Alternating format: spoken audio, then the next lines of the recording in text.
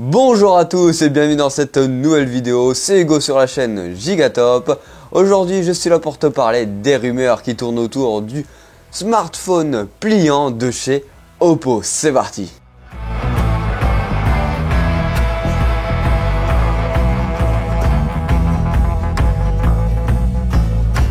Oppo avait présenté il y a quelques mois son Oppo X 2021. Rappelez-vous, c'était le smartphone qui se dépliait comme un parchemin. J'espère que vous avez bien fait l'imitation.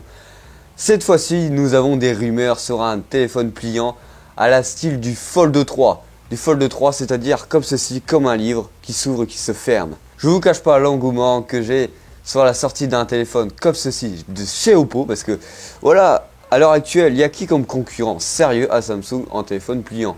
À part Xiaomi qui essaye de faire quelque chose, Huawei qui a sorti des produits très bien finis et très concrets, mais encore sans surcouche Android. C'est pour cela que j'attends avec impatience un vrai concurrent Android à Samsung sur ce marché-là. Bon, trêve de blabla, passons aux choses sérieuses. On devrait avoir une sortie selon GSM Arena, prévue dans moins d'un mois, c'est-à-dire une sortie courant le mois de décembre, avec une présentation à la fin du mois de novembre, c'est-à-dire à la fin de ce mois-ci. Alors au niveau des caractéristiques de celui-ci, on devrait retrouver à peu près ce qu'on retrouve sur le Fen X3 Pro. Et là vous allez me dire, ouais mais je la connais pas par cœur cette fiche technique. Alors ça devrait être un écran 120 Hz, 2K, un écran compris entre 6,8 et 8 pouces, donc une belle machine que tu auras entre les mains. Alors cette grandeur d'écran bien sûr sera à votre disposition une fois que l'écran est ouvert.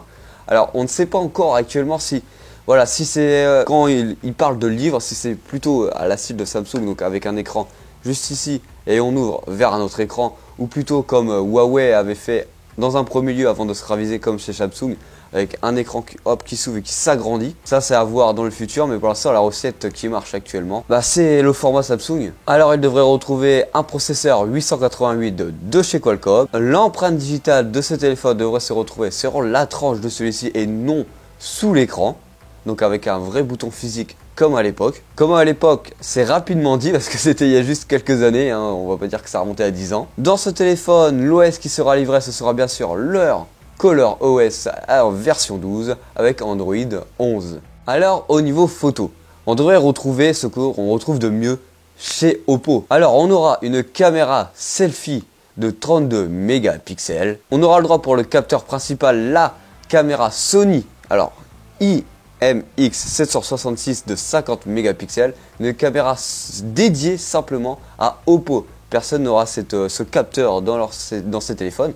Sony le produit spécialement pour Oppo. Alors au niveau de la disposition des capteurs, on aura la même façon que le dernier Oppo. 4 capteurs avec un grand angle, un ultra grand angle, un téléobjectif et leur dernier capteur, le microscope. Alors au niveau du design de celui-ci, on n'a pas de réelle image concrète. Alors on a beaucoup de fanart. Dans une concurrence qui s'annonce plus intéressante sur cette année 2022, les téléphones pliants auront-ils une nouvelle place chez nous, avec les rumeurs sur le Google Fold qui devrait sortir, le Xiaomi Mi Mix Fold. Est-ce que Oppo arrivera à se faire une place dans cette nouvelle catégorie de téléphones? Est-ce qu'ils auront la possibilité de gratter des parts de marché à Samsung qui est bien ancré dans ce marché? En tout cas, j'espère que cette vidéo t'aura plu. N'hésite pas à t'abonner, à faire tout ce qu'il faut parce que c'est important pour les chaînes au début pour commencer. Allez, je te souhaite une belle journée, je te fais un gros bisou.